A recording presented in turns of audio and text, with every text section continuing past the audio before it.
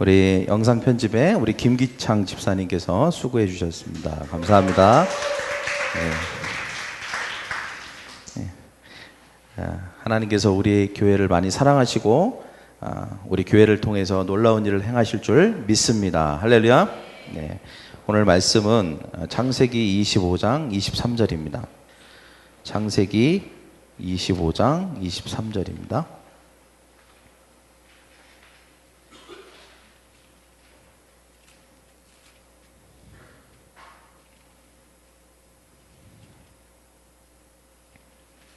다 찾으셨나요?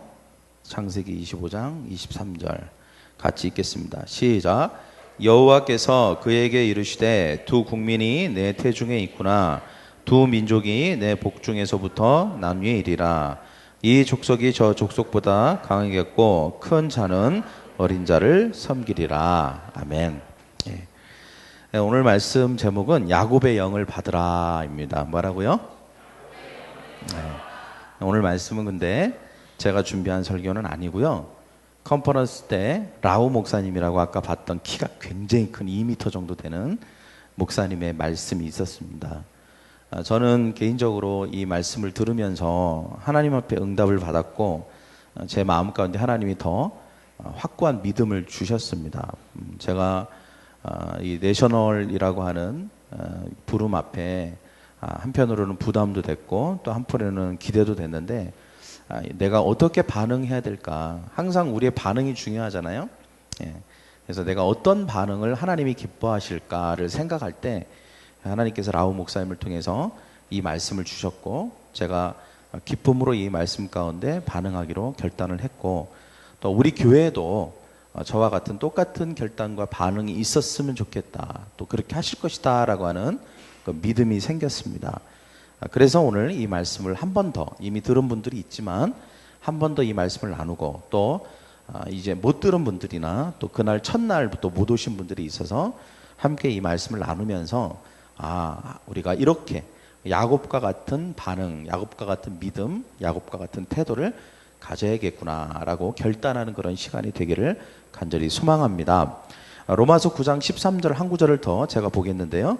기록된 바 내가 야곱은 사랑하고 에서는 미워하였다 하심과 같으니라. 아멘. 자, 오늘 성경을 보면 하나님께서는 야곱을 사랑하셨다 이렇게 이야기하고 있고 또 에서는 하나님이 미워하셨다 이렇게 이야기를 하고 있습니다. 저는 하나님을 믿으면서 우리가 매 순간 어떤 선택을 하게 되고 어떤 반응을 하게 될 때 가장 중요한 것이 뭐냐, 하나님이 지금 나를 어떻게 보고 계실까, 또 하나님께서는 나의 반응과 이 선택을 기뻐하실까 아니면 그 반대의 경우일까를 항상 생각해야 된다고 생각합니다. 여러분, 우리가 마음을 다하여 하나님을 사랑하고 또 하나님 기뻐하시는 일을 할 때 우리의 삶은 항상 복으로 넘치고 승리하게 될 줄 믿습니다. 자, 우리는 오늘 말씀을 통해서 특별히 이 성경 구절을 다 읽지 않았지만 에서의 어떤 면이 도대체 하나님으로부터 미움을 받았을까, 또 야곱의 어떤 면이 하나님으로부터 사랑을 받았을까를 우리가 함께 살펴보기를 원합니다. 첫째, 에서는 왜 하나님의 미움을 받게 되었을까요? 오늘 성경에 보면 에서는 아주 특별한 권리를 가지고 있다고 우리에게 말하고 있습니다. 즉 장자권이라고 하는 것입니다. 우리가 좀 이것을 풀어서 얘기하면 맏아들의 권리입니다. 우리나라에도 지금은 좀 그런 게 흐릿해졌지만 과거에는 이 맏아들의 권리가 있었습니다. 재산을 다 맏아들에게 상속을 해주거나 아니면 그 집안의 모든 그런 어떤 권리, 그 가장 중요한 권위를 주는 그런 권리들을 맏아들에게 주었습니다. 물론 책임과 의무도 있지만 권리가 또 축복이 굉장히 크다는 것이죠. 특별히 이 오늘 이야기하고 있는 이 장자권, 맏아들의 권리라고 하는 것은 단지 그 혈육 간의 관계에 있어서만을 말하는 게 아닙니다. 이것은 어떤 영적인 것에 대한 것도 말하고 있는 것이죠. 하나님은 먼저 우리를, 이 세상에 수많은 사람들이 있지만 우리를 먼저 부르신 줄 믿습니다. 할렐루야. 이것은 큰 권리이고 축복인 것입니다. 또 많은 사람들이 있지만 또 하나님께서는 우리를 먼저 선택하셔서 하나님과 함께 무엇인가를 이루가는 일에 우리를 부르시고 계시고 또 부르심에 우리는 응답하고 있는 것입니다. 그래서 이것은 권리라고 할 수 있습니다. 저는 이 비전을 생각할 때 비전에 대한 여러 가지 생각들을 하게 되지만 저는 이 비전은 마치 어떤 특별한 권리와 같다. 내가 이 비전을 받았다는 거, 이 비전을 내가 캐치했다는 거, 이 비전을 붙들었다는 것은 내가 특별한 하나님의 권리를 붙들었다는 것과 같다라고 하는 생각을 갖게 되었습니다. 이것이 부담이나 의무가 아니라 이게 축복이구나라고 하는 생각을 갖게 되었다는 것이죠. 그래서 여러분, 에서는 이 특별한 권리, 특별한 축복을 태어날 때부터 받았던 사람입니다. 하나님이 미리부터 선택하시고 그 사람을 보호해 주시고 사랑해 주셨다는 거예요. 그런데 이 에서의 삶 속에서 있었던 여러 가지 잘못된 태도들이 있었어요. 첫 번째로 살펴볼 수 있는 것은 낙심이었습니다. 저를 따라해볼까요? 낙심. 에서는 사냥을 잘 하는 사람이지만 오늘 성경에서 우리가 엿볼 수 있는 것은 뭐냐면 에서는 사냥을 할 때에 사냥을 실패할 때가 있었다는 것입니다. 잘 안 될 때가 있었어요. 짐승을 잡지 못할 때가 있었어요. 그런데 그때 낙심하였다는 것입니다. 실패를 거듭하고 계속 거듭하면서 그는 낙심했다는 것입니다. 우리가 실패할 때 실패 앞에서 우리가 어떤 반응을 해야 되는가, 이것은 굉장히 중요합니다. 왜냐하면 그는 하루 종일 아무것도 잡지 못했습니다. 그래서 그는 크게 낙심을 하였고 결국은 어떻게 됐냐면 그 낙심 자체가 하나님에 대한 불신으로 이어졌다는 것입니다. 여러분, 낙심은 죄가 아닙니다. 누구든지 감정적으로 또는 두려워할 수도 있고 낙심할 수도 있습니다. 그러나 그 낙심은 반드시 낙심을 관리하지 않으면, 그 감정을 내가 관리하지 않으면, 그 감정을 잘 다스리지 않으면 그것은 반드시 원망과 불평으로 나아가게 되어 있습니다. 원망과 불평은 항상 하나님에 대한 또는 어떤 것에 대한 불신을 갖게 한다는 것입니다. 그래서 결국 불신은 무엇입니까? 죄라는 것이죠. 하나님에 대한 불신은 죄인 것입니다. 에서가 낙심했다는 것은 결국 원망하고 불평했다는 것이고, 원망과 불평은 결국 하나님에 대한 불신으로 이어졌다는 것입니다. 그래서 우리는 항상 우리의 삶의 어떤 실패에 대해서 어떠한 태도를 가져야 되는지가 굉장히 중요합니다. 내가 쉽게 낙심하는 사람이라면 그것은 결코 하나님 앞에 옳은 태도가 아닌 것입니다. 그럼에도 불구하고 우리는 그 낙심을 이겨내는 우리가 되기를 간절히 소망합니다. 두 번째에서는 쉬운 길을 선택하는 사람이었습니다. 그는 어떤 문제가 있을 때 그것을 극복하려고 하고 어려운 문제를 극복하려고 하는 마음보다는 그냥 쉽게 가기를 원하는 마음이 있었다는 것이죠. 그래서 집에 돌아왔을 때 그가 야곱에게 이렇게 얘기했습니다. 나에게 먹을 것을 줘라. 그저 받고자 하는 마음만 있었다는 것입니다. 배고프니까 이 배고픔을 그냥 해결하려고 하는 마음만 있었다는 것이죠. 세 번째는 눈에 보이는 것을 쫓아갔습니다. 저를 따라볼까요? 눈에 보이는 것을 쫓아감. 눈에 보이는 게 전부 다라고 생각했습니다. 눈에 보이는 것으로 모든 것을 판단했습니다. 그래서 에서는 동생이 만든 맛있는 팥죽을 보고 유혹을 받았습니다. 그래서 눈에 보이지 않는 마다들의 권리를 눈에 보이는 것에 대한 유혹을 쫓아서 그만 그것을 팔아버리고 말았다는 것입니다. 그래서 그의 이름이 에돔이 되었습니다. 벌겋다, 붓다라고 하는 바로 팥죽의 색깔을 의미하는 그런 이름이 된 것입니다. 그래서 그는 항상 눈에 보이는 것을 쫓아가는 사람이었다는 거예요. 네 번째는 성급했다는 것입니다. 그는 눈에 보이는 것을 쫓아갔을 뿐만 아니라 지금 당장 자기가 원하는 것을 항상 취하고자 하는 마음이 있었습니다. 내가 지금 여기서 당장 이것을 받고자 한다. 내일이 무슨 소용이냐? 지금 배가 고픈데 나에게 있어서 그깟 마다들의 권리라는 게 무슨 소용이란 말이냐? 내가 일단 지금 당장 급한 것부터 해결해야 되겠다라고 하는 성급한 마음을 가지고 있었습니다. 장자권의 약속 필요 없었습니다. 지금 당장 먹는 팥죽이 필요하다는 것입니다. 다섯 번째는 무익한 말로 가득한 사람이었습니다.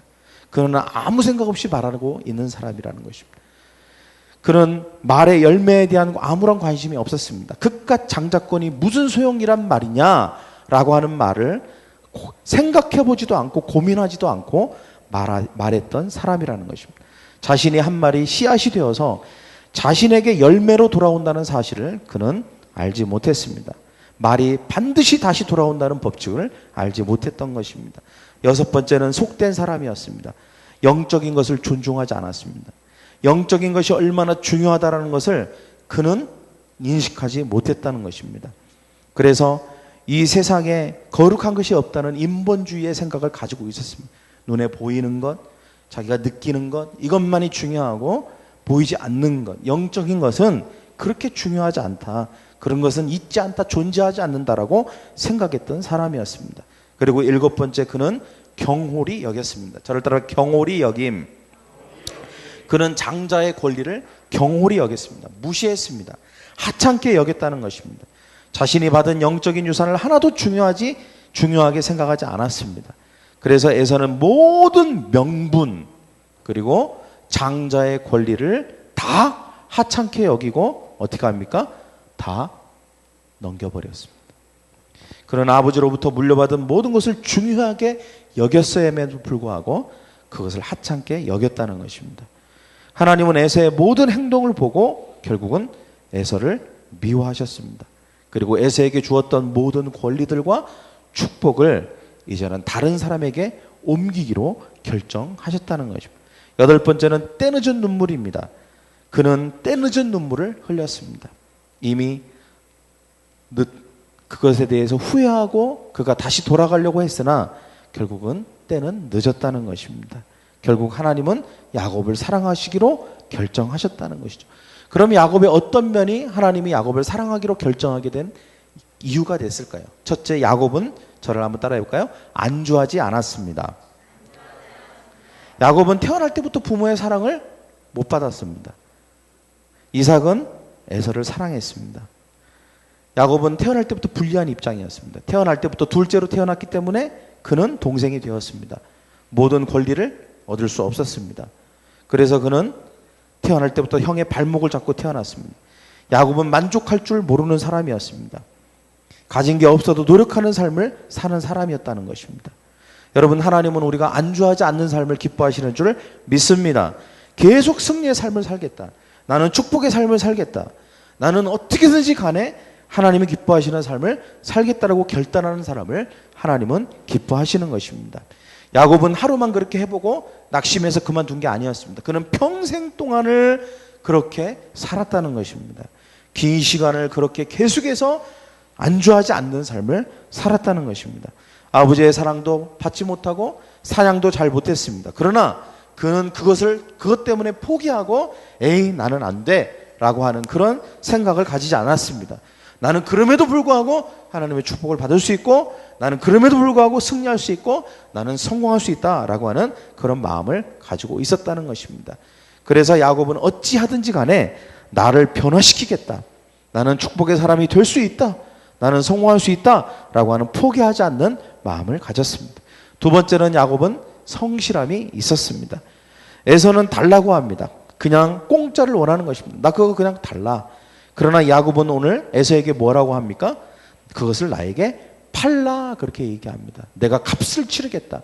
팥죽이라는 값을 치르겠다.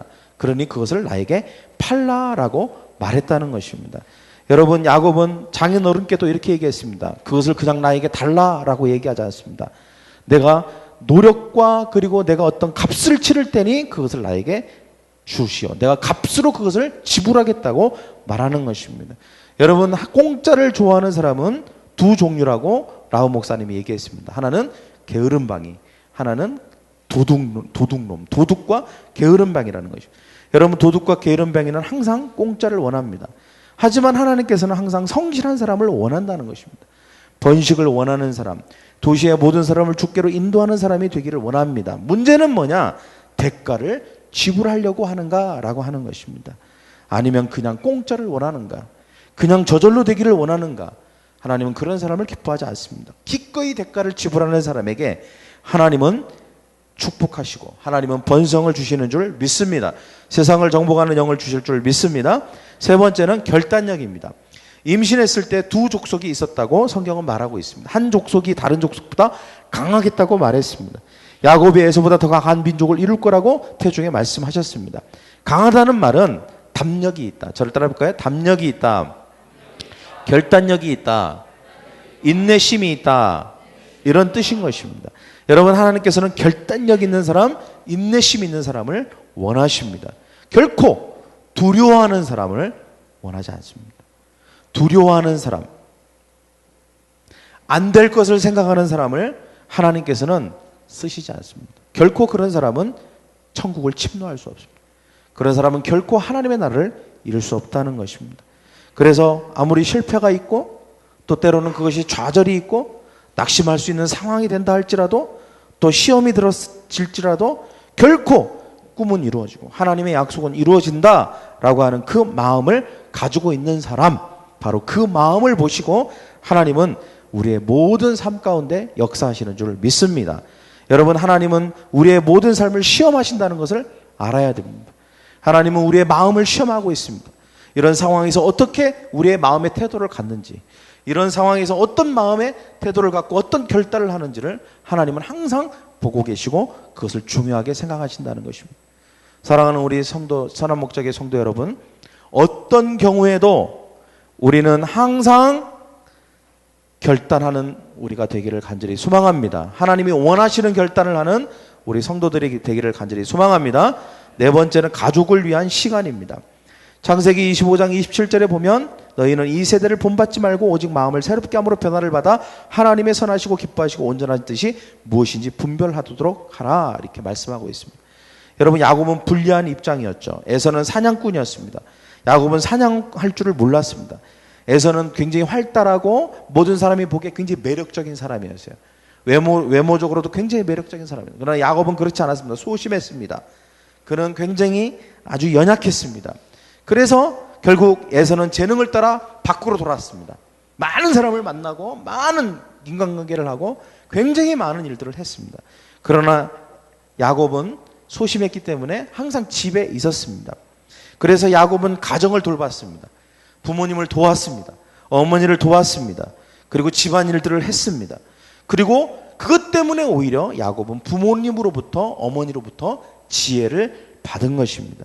여러분, 승리하는 사람은 항상 가정 안에서 승리하는 줄 믿습니다. 할렐루야. 가족 관계가 중요하다는 것입니다. 여러분의 가족을 먼저 돈독하게 할 때 하나님은 여러분의 삶을 축복하실 줄 믿습니다. 가정을 우선순위로 생각할 때 세상의 일이나 이런 내가 하는 어떤 이 세상에 성취하고자 하는 어떤 것보다도 가정과 가족을 소중하게 생각할 때 하나님께서 역사하신 줄 믿습니다. 다섯 번째는 순종인 것입니다. 창세기 28장 7절에 보면 여러분, 우리가 사역에 크게 성공하는 사람은 동일하게 순종하는 사람인 것을 알 수 있습니다. 하나님께서 시키시는 모든 일을 그저 순종하기만 하면 우리는 승리하게 될 줄 믿습니다. 많은 사람들이 전략이 있으면 승리할 거라고 생각합니다. 그렇지 않습니다. 그 모든 지식을 순종으로 따랐는가가 중요한 것입니다. 여섯 번째는 축복을 갈급함입니다. 저를 따라볼까요? 축복을 갈급함. 여러분, 에서의 특징이 무엇입니까? 축복을 하찮게 여기는 사람인 것입니다. 하나님이 우리에게 주신 것을 하찮게 여깁니다. 영적인 것을 하찮게 여기는 사람인 것입니다. 그러나 야곱은 그렇지 않았습니다. 그것을 굉장히 갈급해하고 그것에 대한 굉장히 열정을 가지고 있었던 사람인 것입니다. 여러분, 하나님의 영적인 것들을 굉장히 갈급해하고 그것을 배고파하는 저와 여러분이 되기를 원합니다. 여러분이 갈급하기만 한다면 하나님은 여러분에게 채워주실 줄 믿습니다. 여러분의 갈급의 수준대로 하나님이 채워주실 줄 믿습니다. 할렐루야. 옆에 있는 사람에게 당신의 갈급의 수준이 채움의 수준이 될 것입니다. 여러분이 갈급한다는 것은 여러분의 큰 축복의 통을 만드는 것과 같습니다. 큰 통을 만들면 여러분 그 큰 통에 하나님은 크게 채워주실 줄 믿습니다. 여러분의 통이 낮으면 여러분은 하나님의 축복이 아무리 부어주셔도 그것을 담을 수 없을 것입니다. 일곱 번째는 헌신입니다. 여러분, 야곱은 서원을 했죠. 하나님께 헌신하지 않으면 결코 하나님으로부터 받을 수 없습니다. 모든 사람은 하나님께 서원을 해야 됩니다. 하나님께서 헌신하는 사람을 사랑하셔서 그에게 축복해 주시는 줄 믿습니다. 사랑하는 우리 성도 여러분, G12는 영적인 것에 대해서 하나님에 대해서 옳은 마음의 태도를 갖는 것입니다. 변화되는 것입니다. 저는 기독교와 다른 종교의 차이점, 또 일반 이런 이게 뭡니까? 이 점 치는 걸 뭐라고 하죠? 일반 이런 무속 이런 것과의 차이점이 뭘까 생각해 봤습니다. 여러분, 무당들은 절대 우리 보고 변화라고 하지 않습니다. 변화라고 하지 않아요. 당신의 성격을 바꿔라, 당신의 마음을 바꿔라, 당신의 태도를 바꿔라 라고 얘기하지 않습니다. 그냥 뭔가를 피해가라, 그 나를 피해라, 아니면 뭘 해라, 이런 것만을 이야기하는 것입니다. 그러나 하나님은 우리를 변화시키는 분이십니다. 할렐루야. 그것이 진짜 축복이기 때문에 그렇습니다.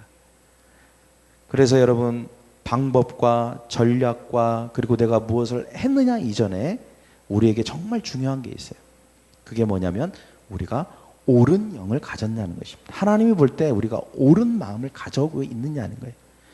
여러분, 에서는 참 많은 복을 미리 받았던 사람입니다.